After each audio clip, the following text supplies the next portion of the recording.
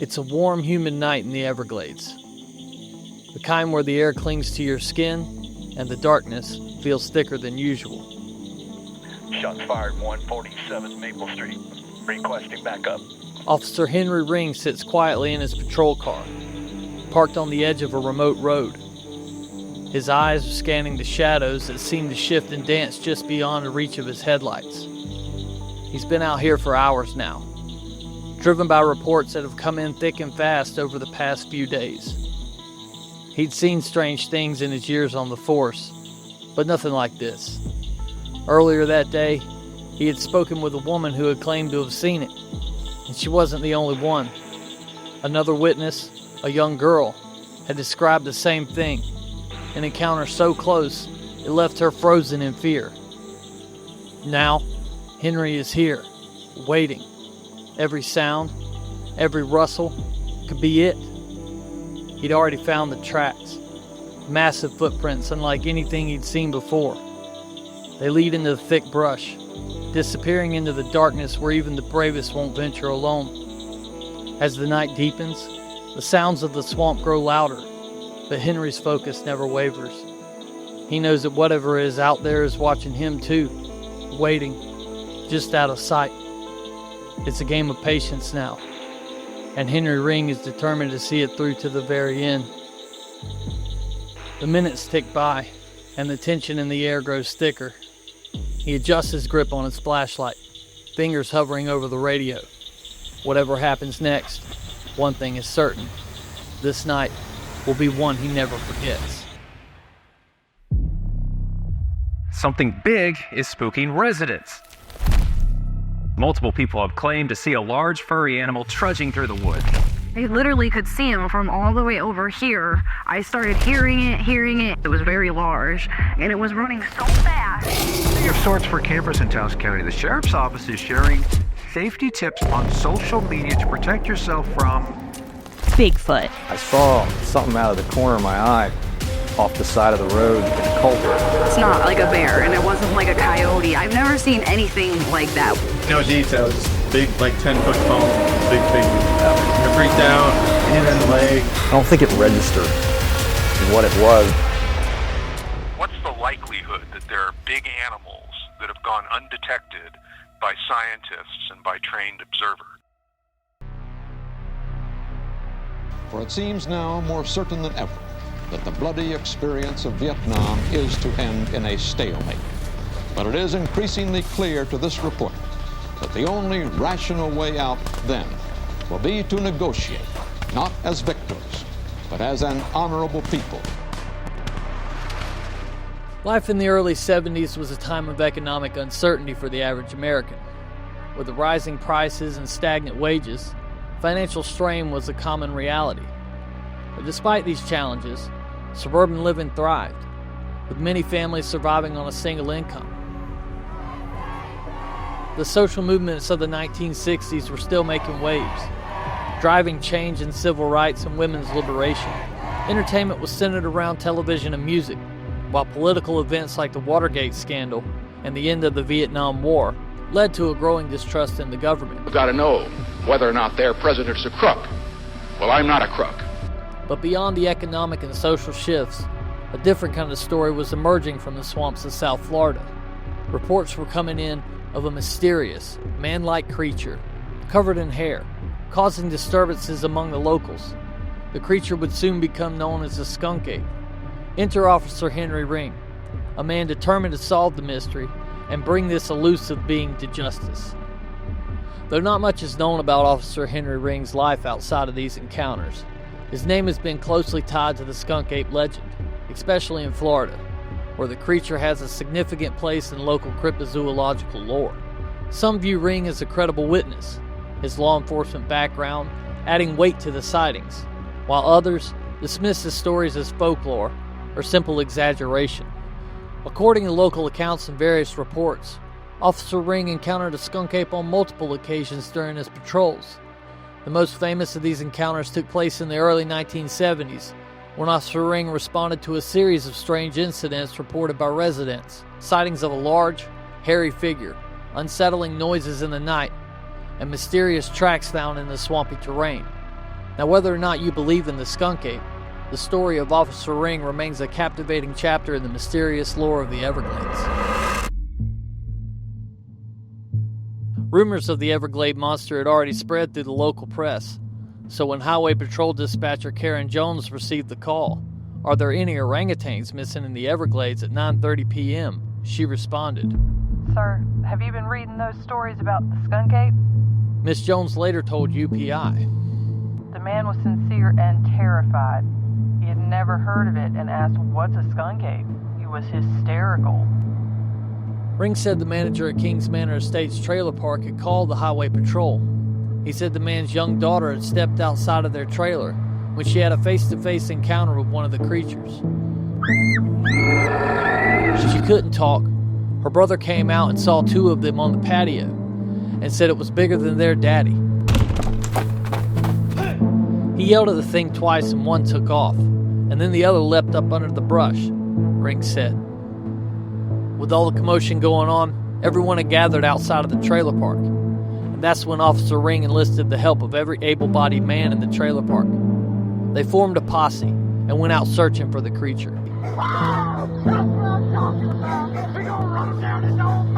Ring said with the help of the men at the scene, they tracked the animals and said he found indication of two monkey-type animals. He said he found foot tracks farther than 4 or 5 feet apart, with knuckle prints interspread.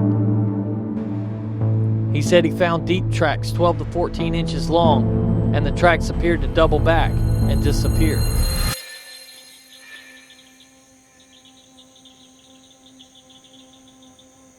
Two days after Officer Ring formed a small militia to hunt down the elusive creature, another nearby resident had a startling encounter.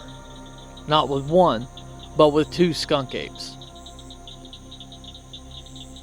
Miss Robert King, living near the Everglades, reported seeing a 5-foot-tall creature on her patio late one Saturday night. This large, hairy figure with grayish skin and a face that seemed almost human stared back at her with unsettling eyes. The creature had sores on its body, large feet, and dog-like teeth that sent chills down Miss King's spine. Terrified, she quickly retreated into her trailer, watching from a window as the creature lingered outside. But the strangers didn't stop there. The following morning, Miss King witnessed a second, smaller creature on a patio. This one was about 1 to 2 feet tall and had a reddish-brown color. Trying a different approach, Miss King decided to offer it food.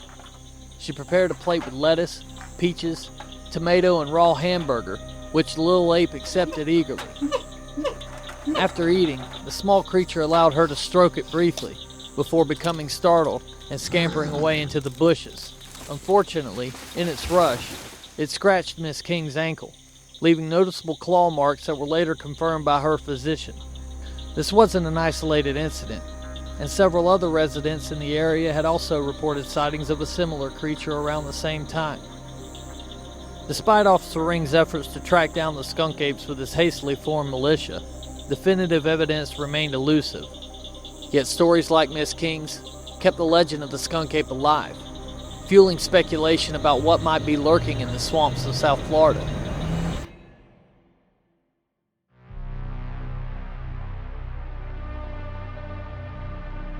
The next evening, the neighboring family, the Scarpulas, would find themselves at the heart of a chilling and perplexing series of encounters with what they believed to be the Everglades ape. The strange events began with unsettling noises that disrupted their quiet night. The grunting and groaning, low and resonant, echoed through the dense underbrush surrounding the Scarpula home, keeping the family on edge and wide awake. Did you hear that? Miss Gladys Scarpula, a 42-year-old mother of 2, found herself increasingly unnerved as the strange sounds persisted. It wasn't just the noises themselves, but the way they seemed to embody the primal, untamed wilderness that surrounded their home. A wilderness that now seemed to be pressing in on them. Miss Scarpula described hearing what she could only assume was a large creature crashing through the thick underbrush, snapping branches and breaking limbs off the trees as it moved. It was as if something massive and powerful was making its presence known. But it wasn't just the sound of the movement. There were other, more disturbing noises. Scratching sounds, almost as if something was trying to claw its way into their home. She confessed, with a mix of fear and frustration. I don't know what the animal is, but it sure makes a lot of noise. Meanwhile, her husband Tom Scarpula was also on high alert. The next morning, after a particularly restless night, Tom ventured outside to inspect the area around their trailer. What he found only deepened the mystery. Large, unusual tracks left in the soft ground near their home.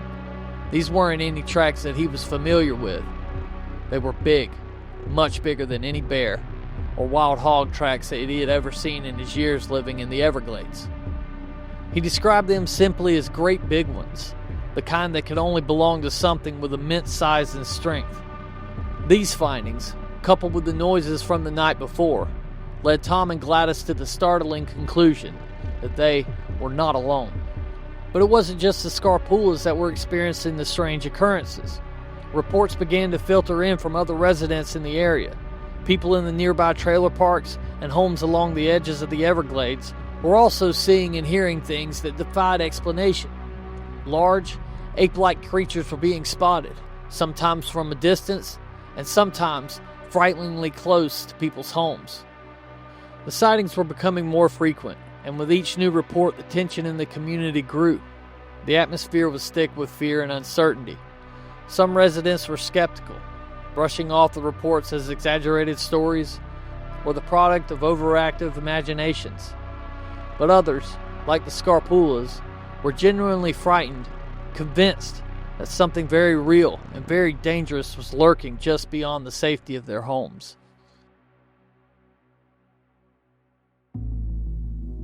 Bringing old articles to light is one thing, but hearing those tales directly from someone who lived through them is something entirely different. There's a certain power in the first-hand account, a depth and authenticity that old newspaper clippings and internet archives simply can't capture. It gives us a glimpse into the past, a snapshot of the fears and fascinations of the time. But when you sit down with someone who was there, someone who lived through the terror and uncertainty, these stories take on a new life. They become more than just words. They become memories, experiences, and sometimes lingering fears. In 2023, I had the pleasure of meeting one such individual, Captain Stuart Turner. Now, Captain Turner isn't just a man with a passing interest in the legend of the Everglades Ape. He's someone who lived it. Not only did he endure the unease that gripped the community during those years, but he also had the rare and terrifying experience of coming face to face with the creature itself on more than one occasion.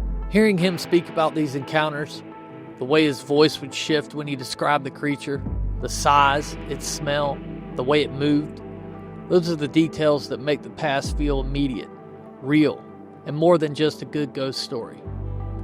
Captain Turner's stories don't just add to the lore, they ground it in reality. They remind us that behind every legend, there's people that live through those moments of fear and wonder. His first-hand accounts breathe new life into old tales, making them more than just relics of the past. They remind us that history is alive, still moving through the people who carry it with them. And when you hear it from someone like Captain Turner, the past doesn't feel so different after all. It feels like it's still out there, somewhere in the swamps waiting to be found. Now, without further ado, I give to you my interview with Captain Stuart Turner.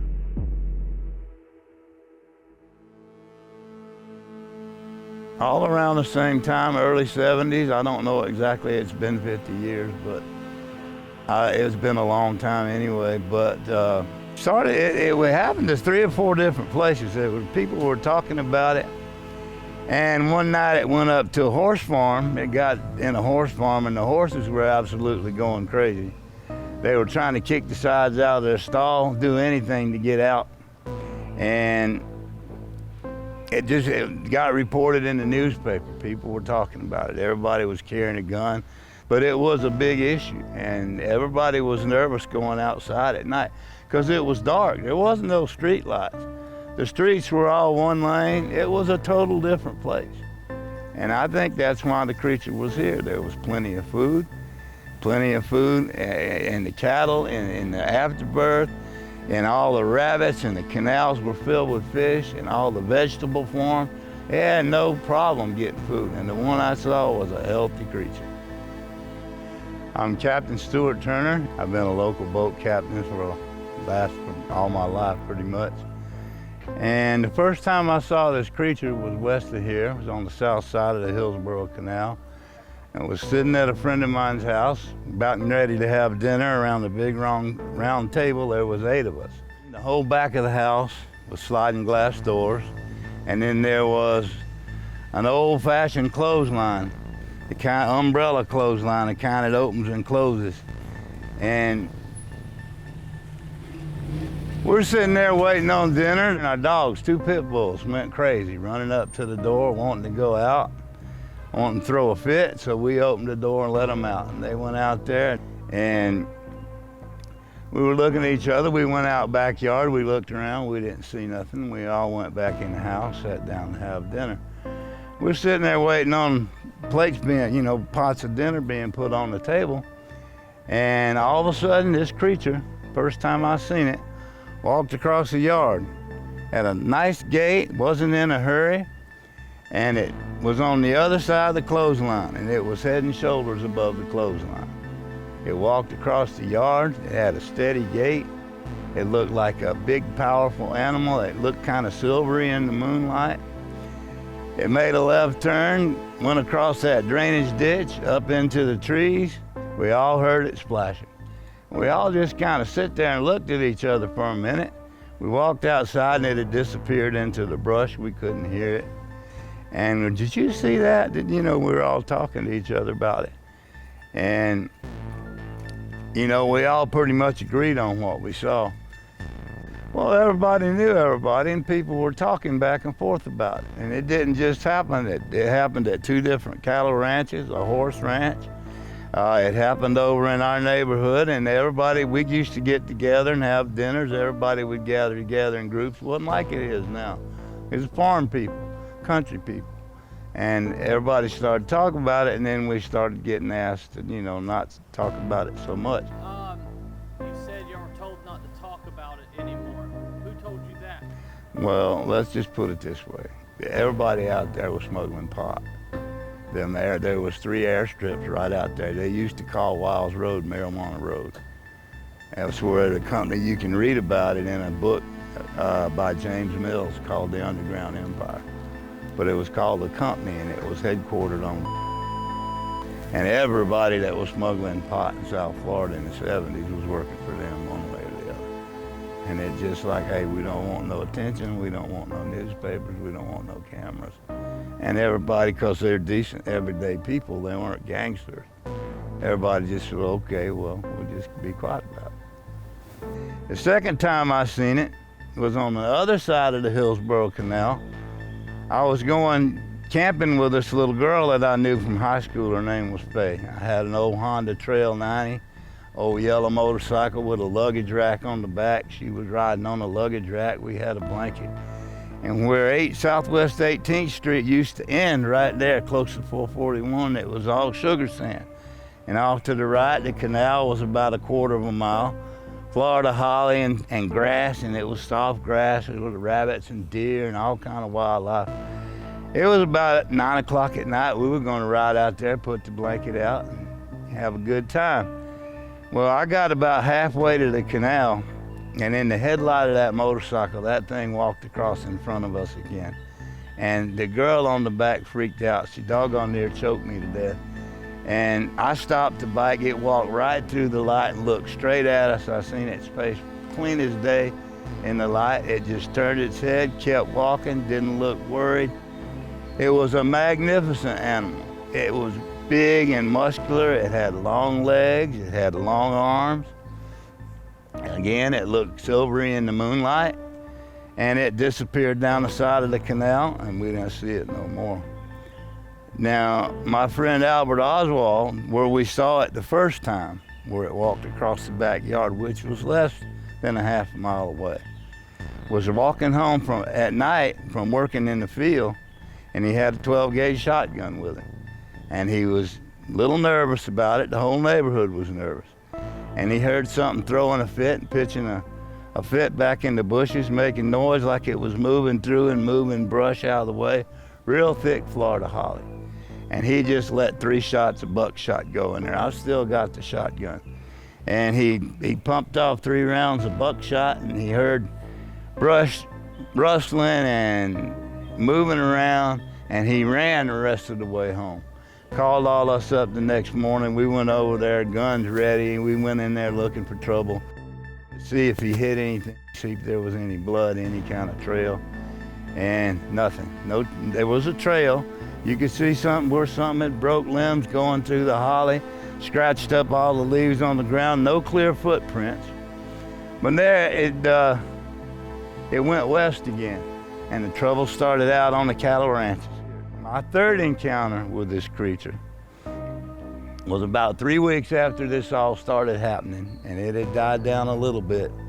I used to have an old airstrip out off of Loxahatchee Road. It was an old dope strip. They used to run dope in and out. It was paved, had turnarounds for the planes, and you could go out there. It was all wild. It was cattle to the south of it, and just wild brush, bush, and farm fields on either side. And I hunted deer and wild hogs out there. And I had a place where lightning had hit an old Australian pine, and coming up from the ground, it, instead of growing up normal, one big stalk, it had 3 trunks going up. And you could get in the middle of those 3 trunks, pile a little brush around the side, and sit right there on the edge of the airstrip, and all kind of animals, deer, wild hogs, they just walk right on by you. And I used to go out there quite a bit. There's a lot of wild hogs. And anyway, one night I'm out there, the first night I'd been out there since this trouble started. And it had all kind of died down in town. This was getting out by the glades. And I walked into my little tree area, and I just got a spooky feeling. And that's the first time I smelled anything. Something smelled just a little bit skunky, not a lot. But I had a horrible feeling I was being watched. And all I had on me was my pump shotgun. And I'm sitting there, and I just got so nervous I couldn't stand it. And that, you know, I could sense something was watching me. I didn't see it, but I walked back down the airstrip, got in my car, and went home. The next night, I walked out there loaded for bear. And believe me, when I got to my tree, I knew it had been there. I could smell it. It had urinated all over the place. It had torn my trees up. There was a big coral rock, probably this big around and that tall, had been picked up and put in the middle of my trees. And whoever did it had took another rock and just busted that rock into pieces. It was just like it was angry and mad and throwing a fit. And when I tell you, the chill went back down the back of my bones, it really did. And I'm not a guy that scares easily. And I got out of there as quick as I could. I figured that was a warning, you know, a warning, and that's the last anybody heard of it. And there was a lot of stuff going on in the area, and when it started getting reported in the news, it was in the Sun Sentinel. It was not from me, but from other people talking about it. It was in the Parkland Gazette or Parklander newspaper, something like that. But everybody was encouraged to be quiet because of all the other stuff that was going on out there.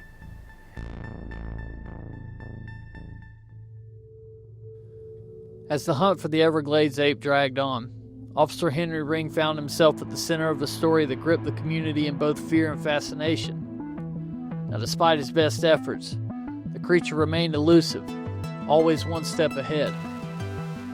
Ring's once solid reputation as a dedicated law enforcement officer was now intertwined with the mystery of the Everglades ape. A mystery that neither he nor anyone else could solve. The local community, initially reassured by Ring's involvement, began to feel the weight of the unknown pressing down on them. Nights grew longer, filled with the unsettling sounds of the swamps, noises that kept families awake at night, their imaginations running wild. Neighbors shared whispered stories of sightings, of encounters that seemed too strange to be true, yet too vivid to dismiss. The fear of what might be lurking just beyond the reach of their porch lights became a constant, uneasy companion, and for Officer Henry Ring, the case was never officially solved. The sightings became gradually less frequent, the stories fading into the background noise of everyday life. The Everglades ape had slipped back into the shadows, but its presence lingered in the minds of those who had came too close to believing. Ring continued his duties, but he was never quite the same. Haunted by the questions to which he had no answers, and the creature that left no trace. And so the story of Officer Henry Ring and the Everglades Ape became part of a local legend, an unsolved mystery that left the community to wonder what truly prowled their swamps, and whether it might one day return. The fear slowly dissipated, but the wonder and the curiosity about the unknown never fully left. The Everglades Ape became a ghost story to children around campfires, a reminder that some mysteries remain just out of reach, no matter how hard we search. In the end, the community was left with only stories of a creature that might have been, and a man who tried to find it, only to be left with more questions than answers.